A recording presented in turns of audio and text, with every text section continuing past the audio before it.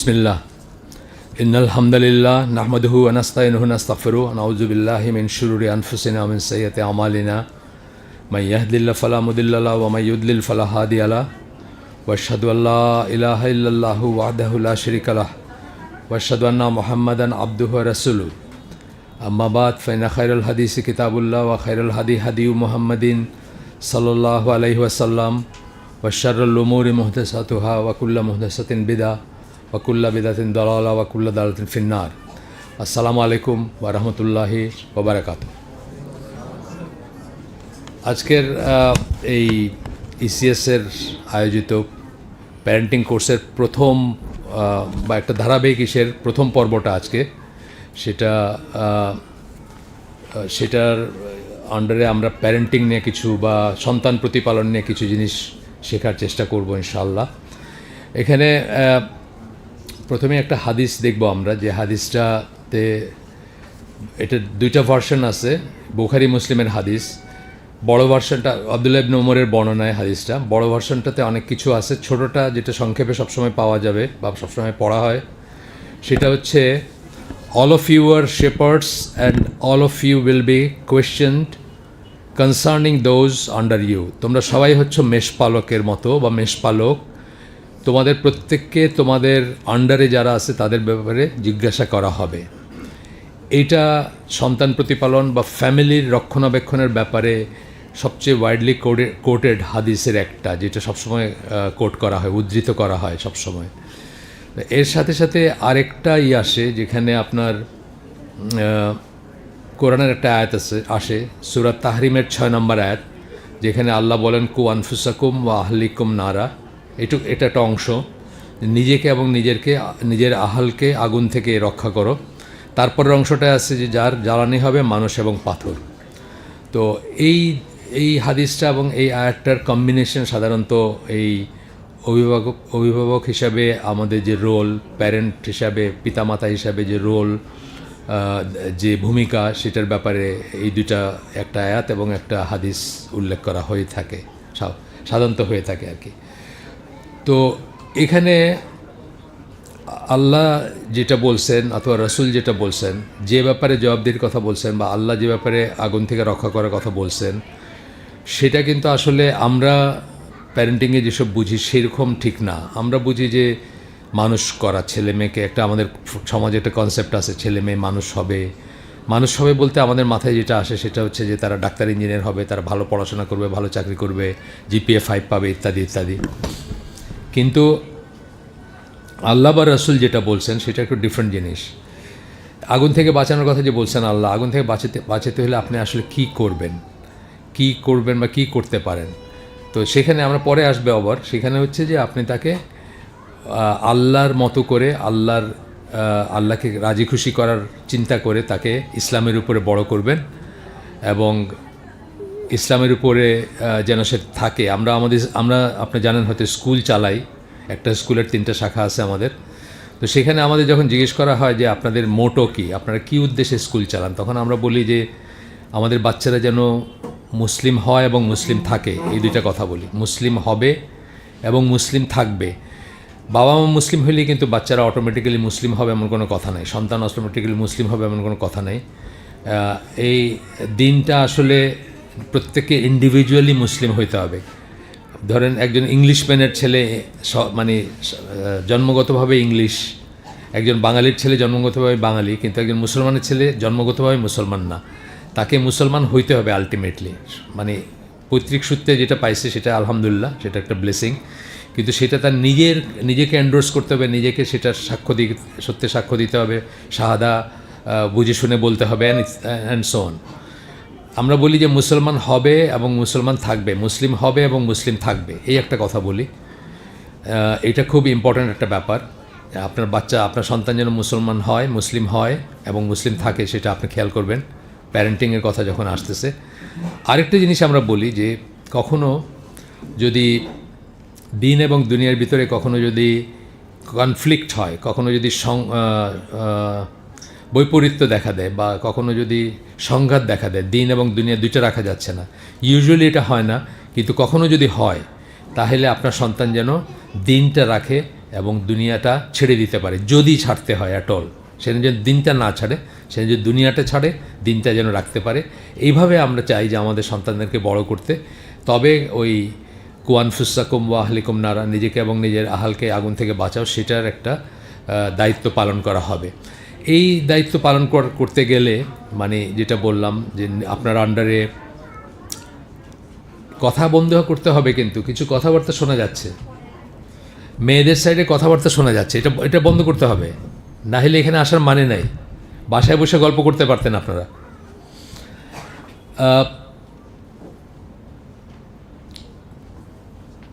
তো যেটা আমরা বললি যে এটা শুরু হবে কোথায়, এই যে ইসলামিক ওয়েতে আপনি বাচ্চা বড় করবেন, নিজেকে এবং নিজের আহালকে আগুন থেকে বাঁচাবেন, যেটা বললাম, এবং আপনি মেষপালকের মতো আপনাকে জিজ্ঞাসা করা হবে কিয়ামতের দিন আপনার আন্ডারে যারা ছিল তাদের ব্যাপারে, আপনারা তাদেরকে কীভাবে বড় করছেন, তাদেরকে কীভাবে গাইড করছেন, এটা আপনাকে জিজ্ঞেস করা হবে।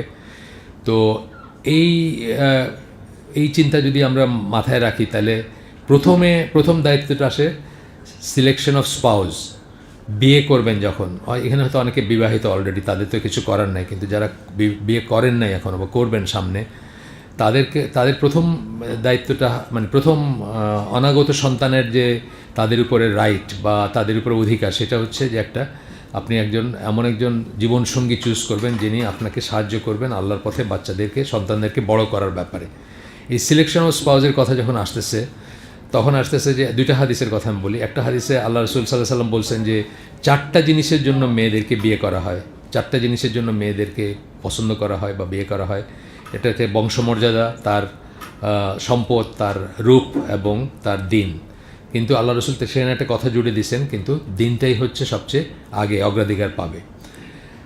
আর আরেকটা ইস্যু আসছে যে উল্টা মানে এটা তো ধরেন একটা মেয়েকে বিয়ে করার ব্যাপারে বলতেছেন, আর ছেলেদের ব্যাপারে সম্পৃক্ত একটা হাদিস আছে যেখানে বলতেছেন যে যখন কোনো দিনদার পাত্র বা সচ্চরিত্র কোনো পাত্র, দিনদার এবং সচ্চরিত্র, তার দিন এবং চরিত্র যদি আমাদেরকে মুগ্ধ করে, সে যদি আমাদেরকে প্রপোজ করে, তাহলে আমাদের মেয়েদেরকে আমরা যেন বিয়ে দিয়ে দিই তার সাথে। তা না হলে সমাজে বা মানে কমিউনিটিতে, সমাজে ফিতনা দেখা দিবে।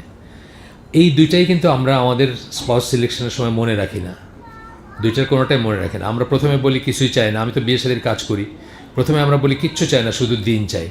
তারপরে হলো যে একটু আমার ছেলে তো বুঝছেন একটু লম্বা হইলে ভালো হয়, আমার ছেলে দেখতে সুন্দর। তারপরে আমরা তো চৌধুরী, তো আমার একটু বংশ মিলাইলে ভালো হয়, অ্যান্ড সো অন, দেখা যাবে সব কিছুই চান পরে। এইসব আরও তো বিয়ের সময় মনে রাখি না। একই কথা উল্টা দিকে, দিনদার পাত্র যতই দিনদার হোক, চরিত্র সচ্চরিত্র, কিন্তু তার তেমন একটা ইনকাম নাই, সাধারণত মেয়ের বাপরা পছন্দ করবে না আর কি। এটা রিয়েলিটি আর কি। তো আরও কিছু কথা বলার আছে এখানে মেয়েদের ব্যাপারে। আমি আপনাদেরকে আগে বলছি, যারা আমাকে চিনেন তারা হয়তো কথাগুলো শুনছেন আমার মুখে আগেও, যে আমি একজন মহিলার কথা বলি, লায়লা নাসিবা। উনি পশ্চিমা দেশে আপনার দাওয়াতি কাজ করতেন। তো উনি ইয়াং মেয়েদের নিয়ে একটা সেশন করতেছেন, সেখানে বিয়ে শাদী নিয়ে কথা বলতেছেন। তো মেয়েদেরকে একটা কথা বলতেছেন যে তোমরা একটা জিনিস মনে রাখবা, যে তোমাদের হাজব্যান্ড তোমাদের ঘরের, তোমাদের সংসারের আমির হবে। যতই সুরা হোক, যতই ডিসকাশন হোক, যতই কনসালটেশন হোক, সবশেষে সে যেটা বলবে ওটাই ফাইনাল। তাহলে এমন মানুষকে বিয়ে করবা যাকে তোমরা ঘরের আমির হিসেবে মানতে পারবা, প্রত্যেক কথায় এইটা কেন, ওইটা কেন, এটা না কেন, এইভাবে করবা না। সেরকম পার্সোনালিটিওয়ালা একজন পুরুষকে বিয়ে করবা যাকে তুমি তোমার এবং তোমার ঘরের হাউসহোল্ডের আমির হিসাবে মানতে পারবা। এটা কিন্তু খুব ইম্পর্ট্যান্ট একটা জিনিস। দেখা যায় যে আজকাল আমরা হয়তো একই লেভেলের পড়াশোনা করা বা যে কারণেই হোক, আমাদের মেয়েরা হয়তো মনে করে যে আমি ওর চেয়ে কম কি, যে জন্য বিয়ের পরে কিন্তু এই যেটা বলছেন উনি, যে ঘরের আমির, এই জিনিসটা কিন্তু আমরা মানতে পারি না, মেয়েরা মানতে পারে না অনেক ক্ষেত্রে, এবং এখান থেকে সমস্যা শুরু হয়। তো একজন মেয়ের বিয়ে করার আগে অন্য সব কিছুর সাথে এই জিনিসটা চিন্তা করা উচিত যে সে যাকে বিয়ে করতেছে সে তার ঘরের আমির, তার পারমিশন ছাড়া সে ঘর থেকে বাইরে হতে পারবে না। বটম লাইন বলতেছে, আমি বলতেছি না যে এটা ঘটবে সবসময়, কিন্তু তার পারমিশন ছাড়া সে ঘর থেকে বাইরে হতে পারবে না, ঘরের বাইরে যেতে পারে না, এবং তার পারমিশন ছাড়া সে বাইরের কাউকে ঘরে ঢুকতে দিতে পারে না, এমনকি নিজের বাবাকেও পারে না। যদি হাজব্যান্ড বলে যে আমি চাই না তোমার আব্বা আমার বাসায় আসুক, যেটা খুব নিষ্ঠুর জিনিস, যেটা পছন্দনীয় জিনিস না। আল্লাহ রসুল বলছেন বিদায় হজের মাঠে যে তারা তোমাদের ক্যাপটিভ কৃতদাসীর মতো, এটা বোঝাইতে গিয়ে এই কথাগুলো বলছেন যে তারা এইভাবে বাধিত তোমাদের কাছে, তাদের প্রতি ভালো আচরণ করবা, ভালো ট্রিট করবা। কিন্তু বটম লাইন হচ্ছে এটা যে একজন মহিলা বা একজন মেয়ে, বিবাহিতা মেয়ে, তার হাজব্যান্ডের পারমিশন ছাড়া ঘরে বাড়ি যেতে পারে না। যদি হাজব্যান্ড বলে নো, আমি চাই না তুমি ঘরে বাড়ি যাও, আবার আপনার কাউকে ঘরে ঢুকতে দিতে পারে না। তো এই পর্যায়ের সাবমিশন চাওয়া হয়েছে। যদিও আমি বলতেছি যে এটা নর্মাল না, একজন হাজব্যান্ড তার ওয়াইফকে এইভাবে রেস্ট্রিক্ট করবে, এটা কিন্তু কখনোই মানে সজ্জনের পরিচয় না। কিন্তু এটা বটম লাইন। এই কথাটা মনে রেখে উনি সাবমিট করতে পারবেন কিনা, নিজের ঘরের আমির মনে করতে পারবেন কিনা, তার কথাগুলো শুনতে পারবেন কিনা, তাকে রেসপেক্ট করতে পারবেন কিনা, এইসব চিন্তা করে স্পাউস সিলেকশন করা উচিত। তো সেটা যখন একসময় হইল, তারপরে ফ্যামিলির ভিতরে একটা হেলদি ফ্যামিলি রিলেশন থাকতে হবে। অর্থাৎ ঘরের ভিতরে যখন আসলেন, বিয়ে যখন হইল বা সংসারটা যখন বড় হচ্ছে, সকলের ভিতরে একটা সুন্দর সম্পর্ক থাকতে হবে। এই সম্পর্ক থাকা বলতে আসলে কী বোঝায়? যেমন আমি একটা উদাহরণ দিই। আমি অনেকখানি বলছি আগে যে আমি যখন বড় হচ্ছি, আমরা ঢাকায় যেখানে থাকতাম, আমি ক্লাস 5 পর্যন্ত যখন পড়ছি ততদিন আমাদের বাসায় কোনো ইলেকট্রিসিটি ছিল না। আমার আব্বা বাইরে কাজ করতেন, ব্যবসা ছিল, নিউ মার্কেটের দোকান ছিল। বাইরে থেকে দুপুরের দিকে আসতেন, হেঁটে আসতেন। নিউ মার্কেটের কাছেই আমরা একটা জায়গায় থাকতাম, নিউ পল্টন বিডিআর গেট, যারা চিনেন আজিমপুরের দিকে বিডিআর গেট যেটা, তার পাশে একটা জায়গায় থাকতাম। হেঁটে আসতেন, গরম লাগতো। আমার আম্মাকে দেখতাম দোজ ডেজ আগেই মাটির কলসির পানি দিয়ে এক গ্লাস লেবুর শরবত বানায় রাখতেন। আগেই আব্বা ঘরে আসতেছেন, যে সময়টা এস্টিমেটেড টাইম, সেই সময় আব্বা আসলেন, জামাটা দিলেন আম্মার হাতে, সেটা আম্মা ঝুলায় রাখলেন কিছুতে, তারপরে একটা হাত পাখা নিয়ে দাঁড়াইলেন, শরবতটা হাতে তুলে দিলেন, হাত পাখা দিয়ে বাতাস করলেন। আপনি চিন্তা করেন, এটা আজকাল কল্পনা করা যায়? খুব ডিফিকাল্ট না একটা ব্যাপার? আজকালকে যে ফ্যামিলির যে সেট আপ আমাদের, এটা কিন্তু আমরা হারায় ফেলতেছি, এবং হারায় ফেলতেছি দেখে আমাদের বন্ডিংটা লুজ হয়ে যাচ্ছে, আমাদের ফ্যামিলির বন্ধনটা লুজ হয়ে যাচ্ছে। শুধু হাজব্যান্ড ওয়াইফের কথা না, আমি অন্যান্য ব্যাপারেও বলবো। আমি একজন আমেরিকান মহিলা, আমাদের একটু বড় হবেন বয়সে, তার একটা লেখা ওয়াইফলি ডিউটিস একটা লেখা ছিল আটলান্টিক ম্যাগাজিন খুব প্রেস্টিজিয়াস ম্যাগাজিন আমেরিকাতে। তো উনি আমেরিকান মেয়েদের বলতেছেন যে তোমরা, মানে ওনার যারা অডিয়েন্স তাদেরকে বলতেছেন যে তোমরা ঘরের যত কাজই থাকুক, দুপুরের ভিতর সব শেষ করে ফেলবা। শেষ করে বাচ্চাদের নিয়ে, যদি বাচ্চারা স্কুল থেকে ফিরে থাকে, তাদেরকে নিয়ে খাওয়া দাওয়া করবা। খাওয়া দাওয়া করে একটা পাওয়ার ন্যাপ নিবা, মানে একটা ছোট্ট ঘুম নিবা। ঘুম থেকে উঠে নিজেকে পরিষ্কার পরিচ্ছন্ন করবা, গোসল করবা, অথবা যেভাবে পরিষ্কার পরিচ্ছন্ন করবা, হালকা প্রসাধন মাখবা এবং ফ্রেশ থাকবা। হাজব্যান্ড যখন অফিস থেকে বাসায় আসবে, হাসি মুখে দরজাটা খুলবা। কোনো প্রবলেম থাকলে ঘরের, সেটা পরের জন্য রাখবা, তৎক্ষণাৎ বলবা না। আমরা সাহাবীদের কথা জানি না, ছেলে মারা গেছে কিন্তু বলেন নাই হাজব্যান্ড যখন ঘরে আসছে। জানেন তো এই গল্পটা, না? তালহা রাদিয়াল্লাহু আনহুর গল্প। ছেলে মারা গেছে এই কথা বলেন নাই, হাজব্যান্ড আসছে, হাজব্যান্ডকে কমফোর্ট করছেন। যখন অনেক সময় চলে গেছে, ওয়াইফলি ডিউটি যেটা বললাম, ওয়াইফলি ডিউটি, সেটা পালন করার পরে বলছেন যে আল্লাহ যদি আমাদের কাছে কিছু তার আমানত দেন, উনি তো নিয়ে যেতে পারেন যে কোনো সময়, এটা তো আমাদের না। এইভাবে হাজব্যান্ডের কাছে কথাটা পারছেন যে তার ছেলে আর নাই। কিন্তু এই সব জিনিসগুলো আমরা হারাই ফেলছি কিন্তু এখন, যেগুলো কথা আমরা বলতেছি। তো এটা গেল একটা জিনিস। আরেকটা হচ্ছে যে এই যে হেলদি ফ্যামিলি রিলেশন বলতেছে, যেমন আমার ঢাকার বাসায় আমার মনে আছে যে আমরা ধরেন যখন স্কুলে পড়ি, কলেজে অনেক সময় হয়তো একটা প্র্যাকটিক্যাল আছে, 1টা-2টা বাজে যেতেছে দুপুরে। বাসায় ফিরে দেখছি কিন্তু আব্বা আম্মা সহ সবাই ওয়েট করতেছে আমি একজন কখন আসবো বাসায়, সবাই একসাথে খাবেন। একসাথে খাওয়াটা কিন্তু খুব রিকমেন্ডেড ইসলামে, আপনারা জানেন। খাওয়ার টেবিলে যে আলোচনাগুলো হয়, প্রবলেমগুলা, কার কী প্রবলেম হয়েছে, কার কী অভিজ্ঞতা, এগুলো কিন্তু আমরা শুনি বা করি। এটার বিপরীতে কী হয়েছে, এখন যে যার মতো করে বাইরে খেয়ে ফেলতেছে। ফাস্ট ফুড কালচার বলি না আমরা, মানে আপনার যেখানে ইউনিভার্সিটি, আপনি ওখানে কিছু একটা খেয়ে ফেলতেছেন। তো এখন দেখা যাচ্ছে মা বোধহয় একাই বসে আছেন, তো মা একসময় চিন্তা করবেন এই জন্য রান্নাবাড়ি করে কী হবে। তো এই হেলদি রিলেশনের জন্য এই জিনিসগুলো খুব দরকার, যে একসাথে খাওয়া দাওয়া করবেন, একসাথে ইন্টারাকশন হবে, প্রত্যেকের আজকে বাইরে কী হইলো, বাসায় আসার পরে আলোচনা হইলো, সবাইকে জানবেন, সবার ভিতরে একটা সম্পর্ক থাকবে। একটা আমরা আরও একটু আগে বাড়ে বলি, যেটা বাচ্চাদের ব্যাপারে বলি, যে আপনার বাচ্চারা যখন বড় হচ্ছে, মায়েরা মেয়েদের এবং বাবারা ছেলেদের এক ধরনের ফ্রেন্ড হবেন। কী ধরনের ফ্রেন্ড হবেন, যেন সে অড কিছু বাইরে শিখলে, দেখলে, জানলে, বুঝলে সে যেন প্রথমে এসে বাবাকে, ছেলে যেন বাবাকে বলতে পারে, মেয়ে যেন মাকে বলতে পারে। এইটুক সম্পর্ক না থাকার জন্য কিন্তু আমাদের সমাজে অনেক অঘটন ঘটে। একটা মেয়েকে ইনডিসেন্ট কিছু একটা কেউ বলছে, কোনো একটা প্রপোজাল দিছে, অথবা কোনো একটা বাজে কথা বলছে, রাস্তায় অনেক সময় মেয়েরা চলতে গেলে রিমার্ক করে, দেখেন না, একটু একটু বড় হলে হয়তো কোনো একটা মন্তব্য করলো, কোনো একটা একটু, তার খুব শক, সে খুব শকড হয়, কিন্তু বাসায় এসে ভয় বলতে পারে না, কারণ সেই রিলেশনটা তার মায়ের সাথে তার নাই। অথবা একটা ছেলেকে কেউ একটা ইমপ্রপার একটা ইনডিসেন্ট একটা প্রপোজাল দিছে, অথবা ইনডিসেন্ট একটা বিহেভিয়ার দেখাইছে কোথাও, মাদ্রাসা হোক, স্কুল হোক, কোথাও হয়, এগুলো আমাদের লাইফে হবে, আসবে। এই ছেলেটা যেন তার বাবার কাছে এসে বলতে পারে, আব্বা এই কথাটা মানে কি, এই কথাটা আমি কোনোদিন শুনি নাই, বা কেউ আমাদের কোনোদিন বলে নাই, আজকেই প্রথম শুনলাম। আপনি তখন তাকে বোঝাইলেন, কমফোর্ট করলেন। এই রিলেশনটা থাকতে হবে, কিন্তু একটা সম্পর্ক থাকতে হবে।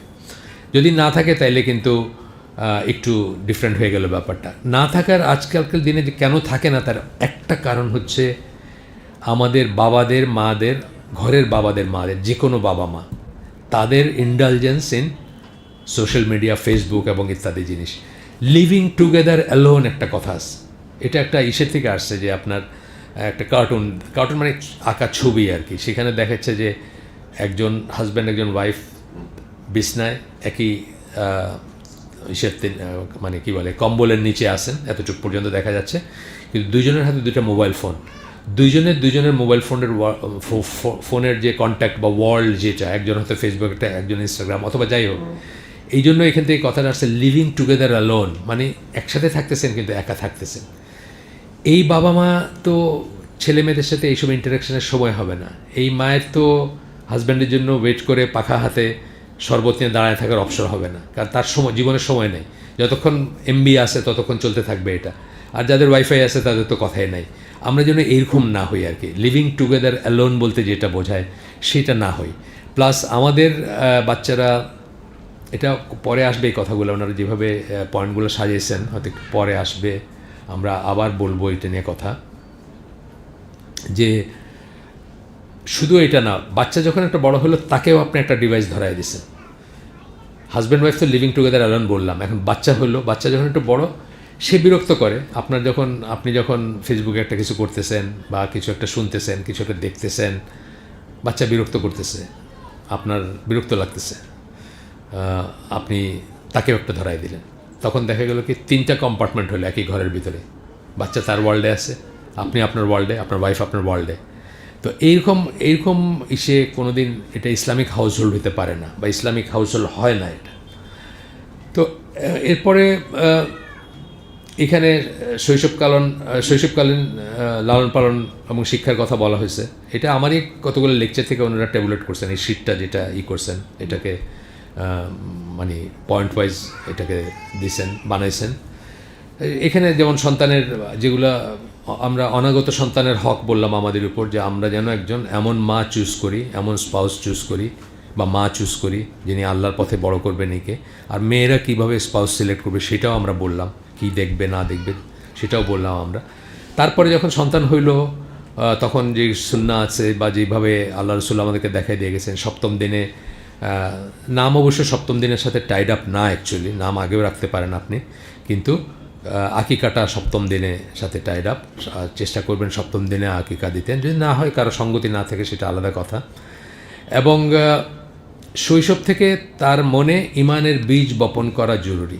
এই কথাটা আমি বলি যে একবার শাহজালাল ইউনিভার্সিটিতে কম্পিউটার সায়েন্সে পড়ে একটা ছেলে, তার বাবা আমাকে খুব বিচলিত হয়ে, ওনারা ঢাকায়, সিলেটি না, ঢাকায় থাকেন, খুব বিচলিত হয়ে আমাকে একটা কতগুলো প্রশ্ন দিলেন আর কি। কী প্রশ্ন? পিডিএফ একটা সে দিলেন ফাইলে, নাস্তিকতার প্রশ্ন আর কি। আল্লাহ এরকম কেন, আল্লাহ এরকম কেন, তো দুনিয়া এরকম কেন, তো এরকম কেন, আছে না কিছু প্রশ্ন যেগুলো নাস্তিকরা ইউনিভার্সিটি কলেজের বা যারা ইসলাম সম্বন্ধে জানে না তাদের টার্গেট করে কতগুলা প্রশ্নের সেট বানায় যেন এরা ইমান হারায় ফেলে, সেরকম কিছু প্রশ্ন দিয়ে দিলেন।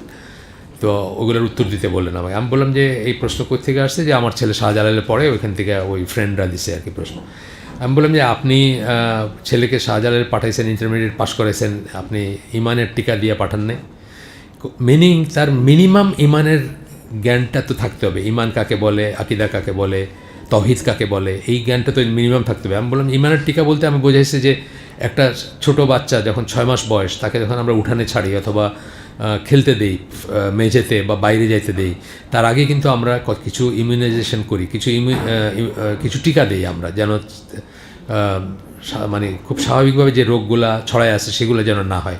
তা আমাদের বাচ্চাকে আমরা যখন পৃথিবীর পথে ছাড়বো, তার আগে আমরা তাকে তৌহিদের টিকা দিব, ইমানের টিকা দিব, যেন একটু কিছু কেউ বললো সাথে সাথে তার ইমান নিয়ে টানাটানি পড়ে যে না যায়, একটা সলিড ফাউন্ডেশন দিয়ে দিব তাকে।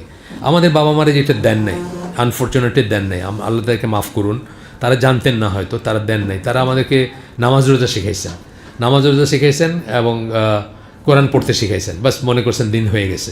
নামাজ রোজা আর কোরআন পড়ার দিন না, দিন তো একটা ওয়ে অফ লাইফ। এটা সম্বন্ধে যেমন ধরেন কথার কথা আমি বলি, যেমন ইমান বিনষ্টকারী বিষয়, এটা আমি হয়তো 40 বছর বয়সে শুনছি, পয়লা এই কথাতেই শুনছি 40 বছর বয়সে।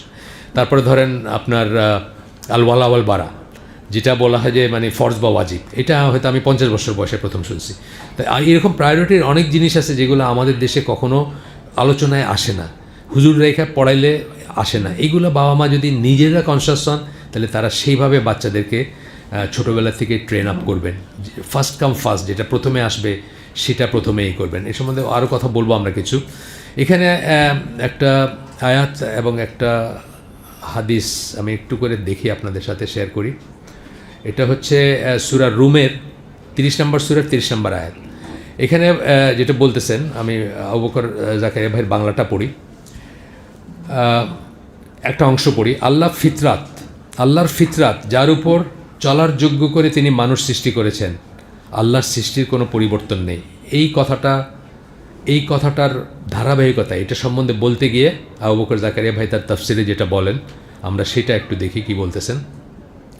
ফিতরাত বলে যোগ্যতা বোঝানো হয়েছে, অর্থাৎ আল্লাহ তাআলা সৃষ্টিগতভাবে প্রত্যেক মানুষের মধ্যে স্রষ্টাকে চেনার এবং তাকে মেনে চলার যোগ্যতা নিহিত রেখেছেন। অটোমেটিক্যালি সে আল্লাহকে চিনবে, সে আল্লাহর সম্বন্ধে চিন্তা করবে। এই ফিতরাতের উপর আল্লাহ সবাইকে জন্ম দিয়েছেন। এই ফিতরাত বলতে কেউ কেউ বলছেন ইসলাম, কেউ বলছেন এই সহজাত প্রবণতা যেটা আছে। এর ফলে মানুষ ইসলাম গ্রহণ করে যদি সে যোগ্যতাকে কাজে লাগায়। এইখানে খুব ইম্পর্টেন্ট কথা, যদি আমরা তাকে এইভাবে বড় হইতে দিতাম, বাইরের ইনফ্লুয়েন্স ছাড়া, ফেসবুক ছাড়া, ইনস্টাগ্রাম ছাড়া, কার্টুন ছাড়া, গান ছাড়া, নাটক ছাড়া, সিনেমা ছাড়া, তাহলে সে অটোমেটিক্যালি আল্লাহকে চিনত এবং ইসলামের উপর বড় হইত। এই কথাটা বলতেছে। এখানে ফাথুল কাদির হচ্ছে ইমাম শাওকানির একটা তাফসির এবং কুরতুবির তাফসির থেকে বলতেছেন, এই আয়াতে কয়েকটি অর্থ হতে পারে। এক, তোমরা আল্লাহর সৃষ্টিকে পরিবর্তন করো না, ফাথুল কাদিরের আসছে এটা। দুই, এখানে আল্লাহর সৃষ্টি বলে আল্লাহর দিনকে বোঝানো হয়েছে। কি পরিবর্তন করবেন না? আল্লাহর দিনকে পরিবর্তন করবেন না। আচ্ছা, তখন অর্থ হবে তোমরা আল্লাহর এই দিনকে পরিবর্তন করো না, তিনি মানুষকে ইসলামের উপর সৃষ্টি করেছেন, তোমরা তাদেরকে অন্যান্য মানব মতবাদে দীক্ষিত করো না। অন্য মানব মতবাদ মানে যা কিছু আছে আমাদের চারিদিকে, ডেমোক্রেসি, ক্যাপিটালিজম, সোশ্যালিজম, যত ইজম আছে, মানবতা, সেকুলার হিউম্যানিজম আছে না অনেক কিছু আমাদের চারিদিকে, সেগুলোর উপর বড় করবেন না। অথবা আয়াতের অর্থ হচ্ছে আল্লাহ মানুষকে নিজের বান্দায় পরিণত করেছেন, কেউ চাইলেও এই কাঠামোর কোনো পরিবর্তন সাধন করতে পারে না, ইত্যাদি। একটা হাদিস আছে আপনারা জানেন, প্রত্যেকটা সন্তান মানে প্রত্যেকটা বাচ্চা ইসের উপর, ফিতরের উপর জন্মায়, মানে ইসলামের উপর জন্মায়। এবার বাবা মা তাকে ইহুদি বা খ্রিস্টান বানায়। বাবা মা বলতে শুধু বাবা মা বোঝানো হয় না, এখানে এনভায়রনমেন্টও বোঝানো হয়েছে। আপনাদেরকে একটা, যারা আমাকে চিনেন তাদেরকে আমি একটা গল্প বলছি, অনেকবারই বলছি, আবারও বলতেছি, যে হাই ইবন ইয়াকজান একটা গল্পর কথা বলছি। এটা হচ্ছে ইবন তুফাইলের লেখা। এটা আমি কথা বলতে গেলে বেশি কথা বলি, তো একটু দেখি, নিয়ন্ত্রণ রাখা দরকার কথা বল, সময়ের যেহেতু আছে। আচ্ছা, 44 বাজে, এখন আমরা 20 পর্যন্ত যাবো ইনশাল্লাহ।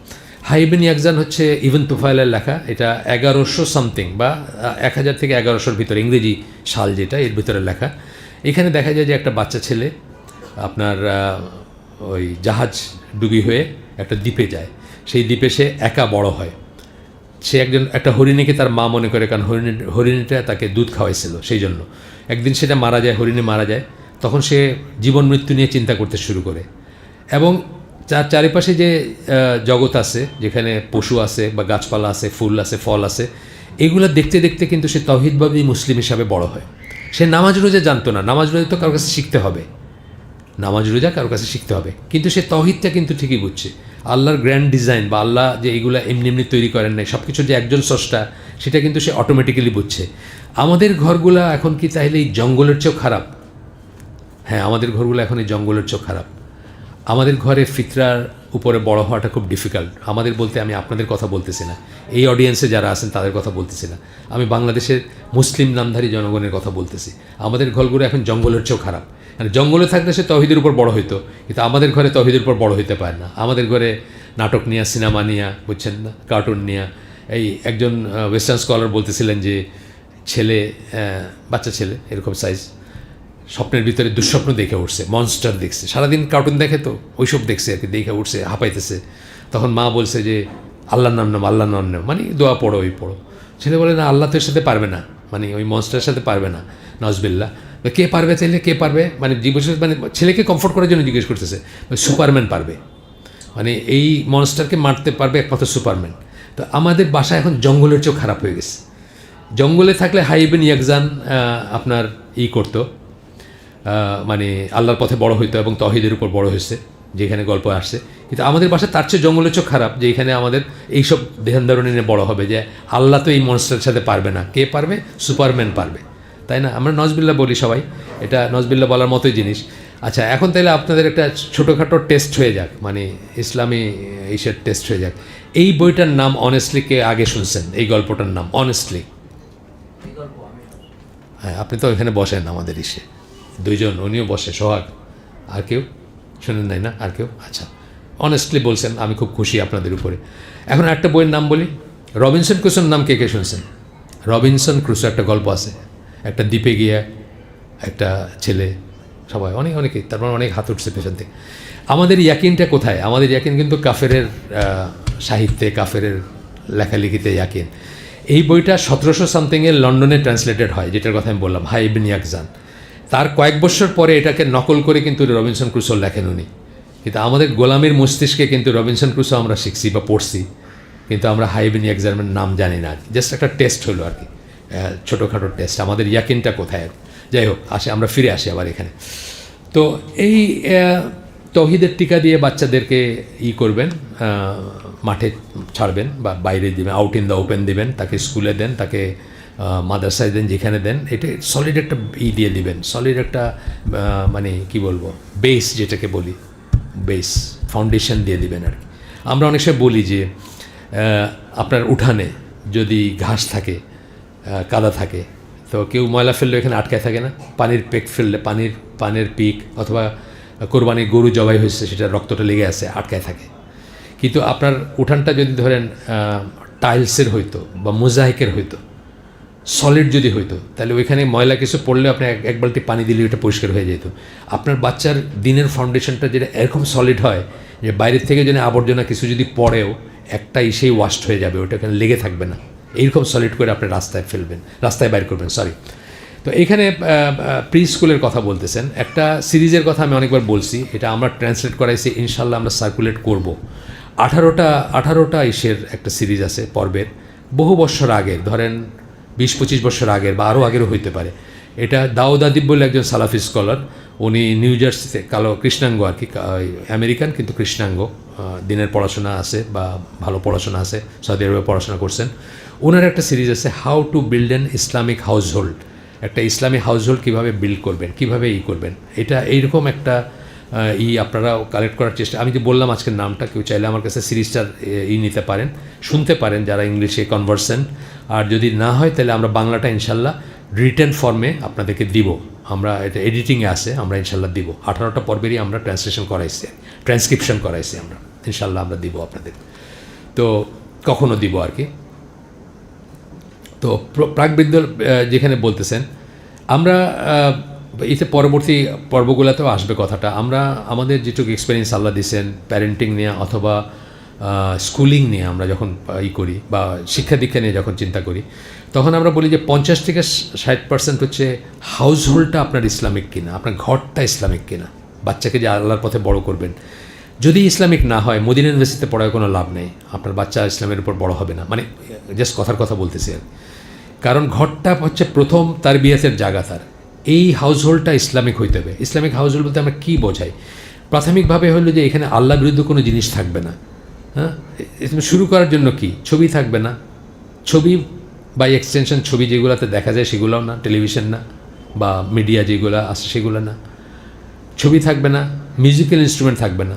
সেতার গিটার না থাকলেও আপনার টেলিভিশনে তো মিউজিক বাজতেছে সারাক্ষণ, অথবা আপনি এই চ্যানেল ওই চ্যানেল দেখতেছেন, মিউজিক বাজতেছে, মিউজিক্যাল ইনস্ট্রুমেন্ট থাকবে না, কুকুর থাকবে না, ঘন্টা থাকবে না। এইসব জিনিস থাকলে ঘরে রহমতের ফেরেশতা ঢুকবে না, শয়তান ঢুকবে। তাহলে আপনি ইসলামিক হাউসহোল্ড মানে কি, এইগুলোর থেকে প্রথমে বাদ দিতে হবে, এগুলো তো বাদ দিতে হবে, তাই না? তারপরে আপনার টার্মিনোলজি, আপনি যে ল্যাঙ্গুয়েজে কথা বলেন সেই ল্যাঙ্গুয়েজটা যেন ইসলামিক ল্যাঙ্গুয়েজ হয়। সুবহানাল্লাহ, আলহামদুলিল্লাহ, আল্লাহ আকবার, এই কথাগুলো আপনার ঘরে বেশি বেশি শোনা যাবে। প্রত্যেকটা কথায় মানে একটা শুকরিয়া করার বা একটা ভালো কিছু মানে থ্যাংক ইউ না, জাযাকাল্লাহু খায়রান বা এই ধরনের জিনিসগুলো। এইভাবে ইসলামিক হাউসহোল্ড করবেন আপনার,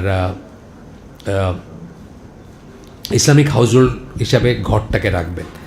ঘর ইসলামিক হাউসহোল্ড না হলে আপনি সারা দুনিয়ার বেস্ট স্কুলে বেস্ট পাঠান, ইসলামিক স্কুলে পাঠান, কোনো লাভ হবে না। এটা কিন্তু একেবারে বাস্তবতা আপনি দেখবেন। তো এইটাকে হাউসহোল্ড করতে গেলে আমি বলি যে আমরা অনেকে জিহাদের কথা বলি। আপনারা এখানে যারা আছেন, আমার মনে হয় না আপনাদের জীবদ্দশায় কোনো বৈধ জিহাদের সম্ভাবনা আমি দেখি না আর কি। মানে যেভাবে জিহাদের ফিক মেনে যেসব জিহাদ হয়, কিন্তু এখনকার মানে জিহাদ মানে তো সংগ্রাম, সবচেয়ে বড় সংগ্রামের একটা হচ্ছে আল্লাহর পথে একটা বাচ্চা বড় করা। আমি 10টা 5টা 12টা 50টা বলতেছি না, একটা বাচ্চা বড় করা। শুধু নিজের বাচ্চাটাকে কথা চিন্তা করেন প্রথমে, বিফোর দাওয়াতি কাজ করার আগে নিজের ঘরের কথা চিন্তা করেন। একটা বাচ্চাকে আল্লাহর পথে বড় করাটা অত্যন্ত কঠিন একটা চ্যালেঞ্জ যে সময় আসছে। সুতরাং ঘরটাকে রিয়েল সেন্সে ইসলামিক হাউসহোল্ড বানান। আপনার যদি নেশা থাকে ফেসবুকের, আপনার ওয়াইফের, ইনস্টাগ্রামের, টিকটকের, আল্লাহর ওয়াস্তে এগুলোর থেকে নিজেদেরকে মুক্ত করেন। এরপরে হচ্ছে মূল্যবোধ শিখবে। কী করে শিখবে মূল্যবোধ? আমি বললাম তারবিয়াতের প্রথম জায়গা হচ্ছে আপনার ঘর, এবং বাচ্চারা একেবারে কোলে থাকতে বুঝে এই ঘরে হু ইজ ইনচার্জকে, কার কথা থাকবে। সে যদি বোঝে যে সে 10 বার একটা জিনিস চাইলে আপনি দেন না, ধরেন মোবাইল ফোন চাইতেছে আপনার কাছে, আব্বা দাও দাও, কার্টুন দেখবে দাও, 10 বার চাইলে দেন না, কিন্তু 11 বার চাইলে কিন্তু ঠিকই দেন। অথবা একবার কান্না করলে দেন না, কিন্তু 10 মিনিট ধরে যদি কান্দে, তখন আপনি তাকে মানে করার জন্য, মানে তাকে সন্তুষ্ট করার জন্য বা চুপ করানোর জন্য দিয়ে দেন যে জিনিসটা সে চাচ্ছিল সেটা। তাহলে কিন্তু সে বুঝে গেল যে সেই এই ঘরের ইনচার্জ। সে আপনাকে টার্মস ডিক্টেট করবে, এবং আপনি সেটা, আমি বলতেছি না বাচ্চাদের প্রতি কঠোর হবেন, হার্শ হবেন, মারবেন, সেটা বলতেছি না, কিন্তু আপনি ঘরের ইনচার্জ এটা কিন্তু আপনাকে বোঝাই দিতে হবে। যেভাবে একজন পুরুষ বোঝাবে যে উনি ঘরের ইনচার্জ, নট হিজ ওয়াইফ, তারপরে তার ওয়াইফ, সেইভাবে বাবা মা বোঝাই দিবে যে তারা ঘরের ইনচার্জ, তাদের বাচ্চা ঘরের ইনচার্জ না। এইটাই আল্লাহ রাসূল সাল্লাল্লাহু আলাইহি ওয়াসাল্লাম হাদিস জিবরিলে বলছেন, এমন কিয়ামতের আলামত বলতে গিয়ে বলছেন, slave girl will give birth to the mistress. কৃতদাসী তার মনিবের জন্ম দিবে। মা হয়ে যাবে কৃতদাসীর মতো, আর মেয়ে হয়ে যাবে মনিবের মতো। মেয়ে টার্মস ডিক্টেট করবে, মেয়ে যেটা বলবে মাকে সেটা শুনতে হবে। আমরা যেন এইভাবে বাচ্চাদের বড় না করি। আমরা তাদেরকে সবসময় হাস নো বলবো না, কিন্তু once in a while no বলবো, এবং আমরা যখন নো বলবো সেটা ইয়েস হবে না, এটা যেন বাচ্চা বুঝে বড় হয়। খুব ইম্পর্টেন্ট জিনিস কিন্তু এটা।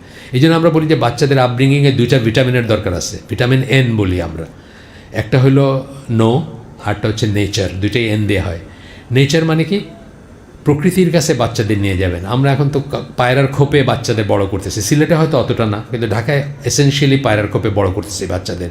সিলেটে হয়তো কিছু উঠানালা বাড়িঘর থাকতে পারে, বাসা থাকতে পারে এখনও, কিন্তু ঢাকায় তো এগুলো নাই হয়ে যাচ্ছে। আমি তো উঠানালা বাসায় বড় হয়েছি। আমি উঠানালা বাসায় ক্লাস ধরেন 10 পর্যন্ত উঠানালা বাসায় ছিলাম। মাঠ ছিল, উঠান ছিল, বাগান ছিল বাসায়। এখন কিন্তু পাবেন না সেটা। তা আমরা কি করব? একটা বললাম নো, বাচ্চাকে once in a while no বলবেন যখন লাইনটা ক্রস করবে। ধরেন টেলিভিশন না দেখলে খায় না, কিছু একটা না দেখালে খায় না, ঠিক আছে, খাবে না বাচ্চা, চুপ করে বসে থাকেন, সহ্য করে বসে থাকেন, আল্লাহর কাছে সাহায্য চান, দেখবেন বাচ্চা এক সময় ঠিকই উঠে এসে খাইতে বসছে যখন তার খিদা লাগবে রিয়েলি। 1 দিন, 1 ঘন্টা, 2 ঘন্টা, 5 ঘন্টা, এক একজনের এক একটা সময় হবে এন্ডুরেন্সের, তারপরে কিন্তু সে এসে ঠিকই বসবে। এটা বললেন না যে এটা কী করবো, বলেন খায় না। এই যে যখন বললেন যে কী করবো, মোবাইল ফোন না দিলে বাচ্চা খায় না, অথবা কার্টুন না দেখলে খায় না, তার ইনচার্জ বানায় দিলেন, কিন্তু না, তাকে ইনচার্জ বানাবেন না। সেই জন্য বোঝে যে আপনি ইনচার্জ। তার মানে এটা না যে আপনি খুব হার্শ হবেন, আপনি সবার সারাক্ষণ খালি ধুরছে বলবেন, তা না। কিন্তু যখন প্রয়োজন হবে তখন অবশ্যই শাসন করতে হবে, এবং সেই শাসন কিন্তু আপনার রাগ ভেন্ট করার জন্য করবেন না। আমরা কিন্তু শাসন করি আমাদের রাগ ভেন্ট করার জন্য।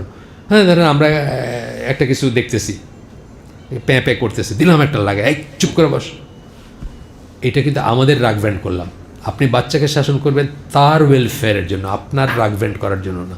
যেটা আমরা বলি যে 7 বছরে আপনি নামাজ পড়তে বলবেন, 10 বছরে দরকার হলে প্রহার করতে পারেন, কিন্তু রাগ ভেন্ট করার জন্য না। আপনি রেগে গেছেন কোনো কারণবশত, না, সেটা না, তার ওয়েলফেয়ারের জন্য, তার মঙ্গলের জন্য। এবং এইটা সো মাচ সো দ্যাট আমরা অনেকে আজকাল ওয়েস্টার্ন ওয়ার্ল্ড থেকে শিখতেছি যে বাচ্চাদের কিছুই বলা যাবে না। ধরেন আপনার ছেলে বাচ্চা হাঁড়ি পাতিল নিয়ে খেলতেছে, আপনি বলেন বাবা এটা ছেলেরা এগুলো নিয়ে খেলে না। এই কথা বললে কানাডায় বা ক্যালিফোর্নিয়া আপনাকে পুলিশ বাচ্চা নিয়ে যাবে, আপনাকে ধরে নিয়ে যেতে পারে আপনি যদি এটা বলেন। বাচ্চা কিন্তু ডিসাইড করবে সে ছেলে না মেয়ে। তার মানে ফিজিক্যাল ফর্ম কি সেটা কিন্তু ইম্পর্টেন্ট না, তার মনে কি হইতেছে এটা হলো ইম্পর্টেন্ট। বাচ্চা যদি একটা ছেলে হয়েও হাঁড়ি পাতিল দিয়ে খেলে আর নিজেকে মেয়ে মনে করে, তাহলে সে মেয়েই, আপনার বলার রাইট নেই। না, এটা তো ইসলাম কখনোই এটা অ্যালাউ করবেন। অবশ্যই আপনি বলবেন, অবশ্যই আপনি বলবেন, যখন দরকার বলবেন। আবু বকর রাদিয়াল্লাহু আনহু তার বিবাহিতা মেয়েকে রাসূলের ঘরে ঢুকে, রাসূলের উপস্থিতিতে সেই মেয়ের থাইয়ের উপর মাথা দিয়ে রাসূল শুয়েছিলেন, সেই অবস্থায় তাকে কিল মারছেন। কেন? একটা ব্যাপার ছিল যেই জন্য তিনি মেয়েকে শাসন করতে চাইছেন, অ্যাডমনিশ করতে চাইছেন। আপনারা হয়তো জানেন, হাদিসটা জানেন না? হ্যাঁ, কেন? মানে প্রয়োজনে আমরা সেটা করব, যখন দরকার হবে করব। আমরা আমাদের জন্য আমরা যেন স্লেভ না হয়ে যাই, তাদের কিছুই বলা যাবে না, যা চাবে সব ইয়েস।